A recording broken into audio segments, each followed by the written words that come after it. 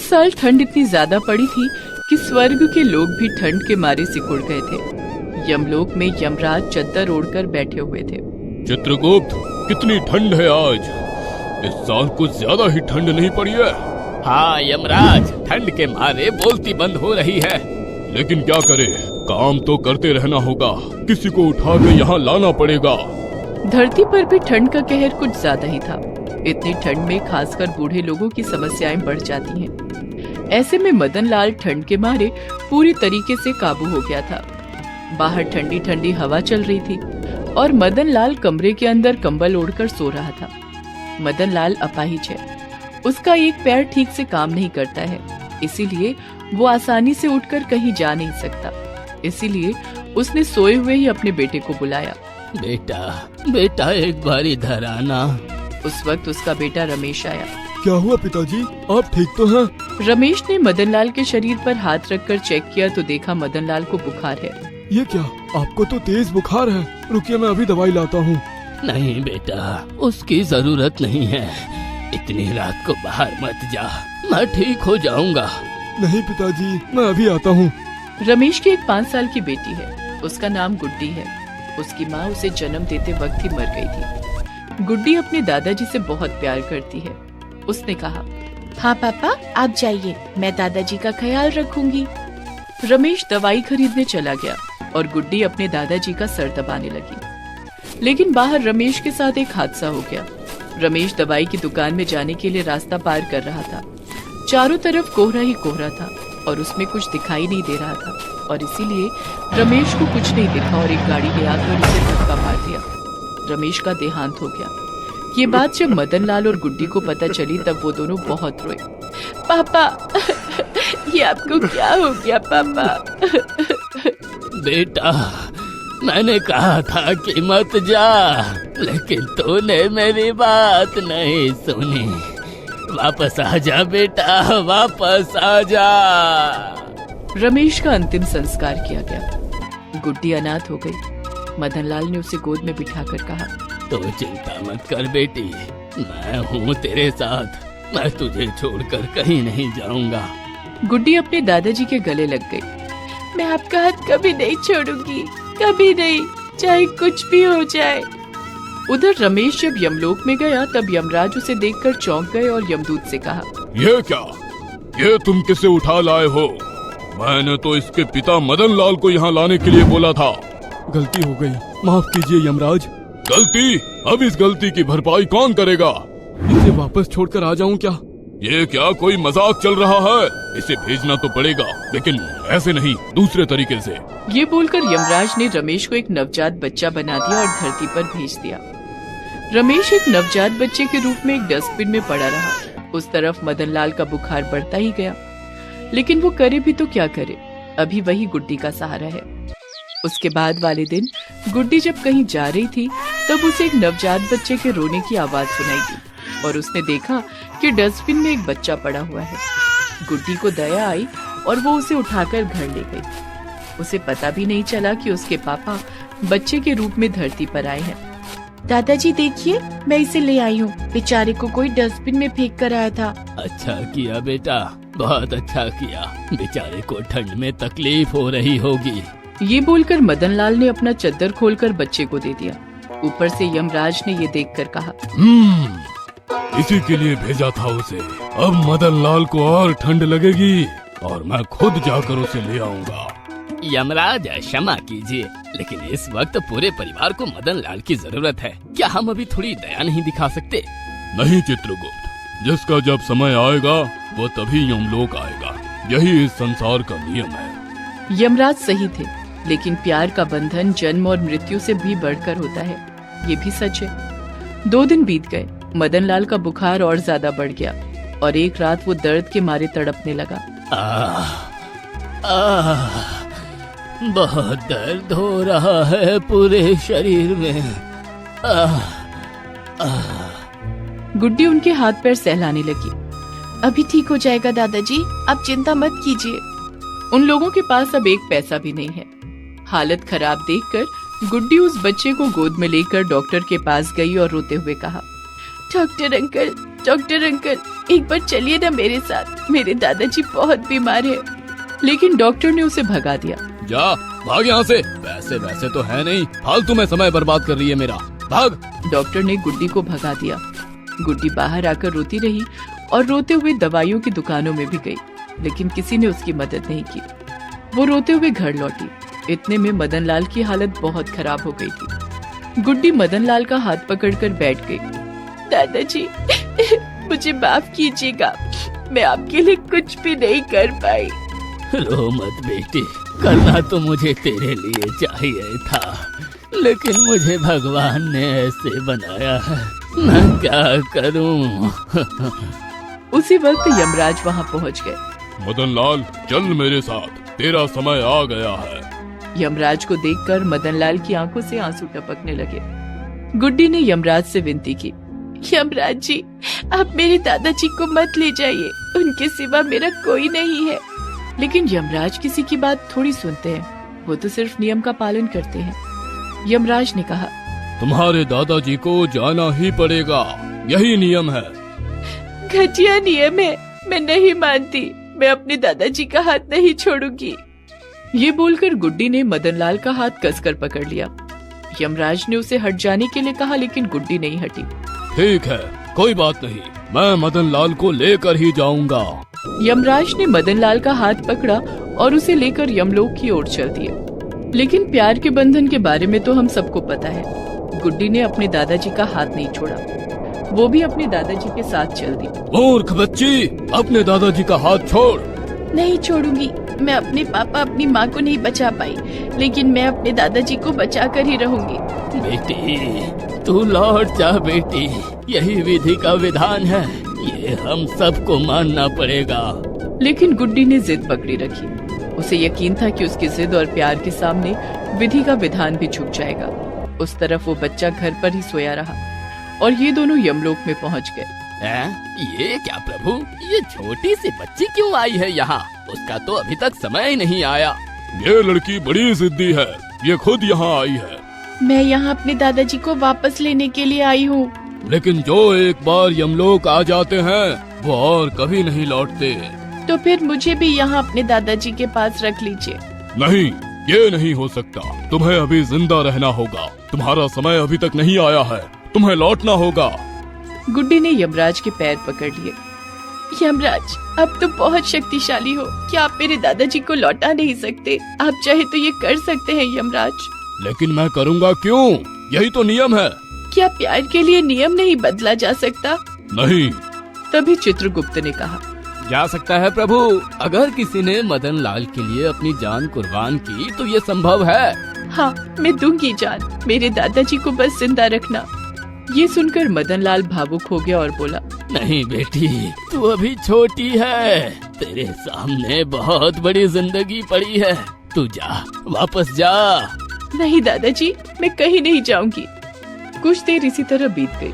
यमराज को कुछ भी समझ नहीं आ रहा था। इस 5 साल की बच्ची को देखकर उनके मन में तो दया आ रही थी, लेकिन वो भी नियम की रस्सी से बंधे हुए थे। लेकिन तभी एक चमत्कार हो गया।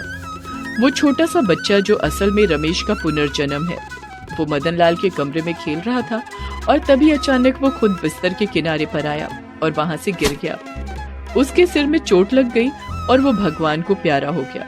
वो यमलोक में पहुँच गया और फिर से रमेश बन गया। ये क्या, मैंने तो तुम्हें अभी भेजा था धरती पर, फिर वापस क्यों आ गए? मुझे नहीं जीना ऐसे। अपने पिताजी, अपनी बेटी के बिना मैं जी के क्या करूँगा? आप मेरी उम्र मेरे पिताजी को दे दीजिए। गुड्डी को समझ में आ गया कि वो जिसे बच्चा समझकर लाई थी वो असल में उसके पिता थे। रमेश ने उसकी उम्र मदन लाल को दे दी और मदन लाल फिर से जिंदा हो गया। मदन लाल अपनी पोती के साथ घर पहुंच गया और रमेश की उम्र मिलने के कारण मदन लाल का पैर भी ठीक हो गया। और इसी तरह अंत में प्यार की जीत हुई। एक पोती का प्यार, एक बेटे का प्यार नियम से आगे निकल गया। सर्दियों का मौसम था और ऊपर से भयानक कड़कड़ाती ठंड में हल्की बारिश भी अपना कहर ढा रही थी। इस कड़कड़ाती ठंड में बेचारा रमेश उर्फ रामू अपना गुजारा चलाने के लिए सड़क के किनारे पर बने फुटपाथ पर रुई धुनकने और रजाई बनाने का छोटा सा व्यवसाय करता था।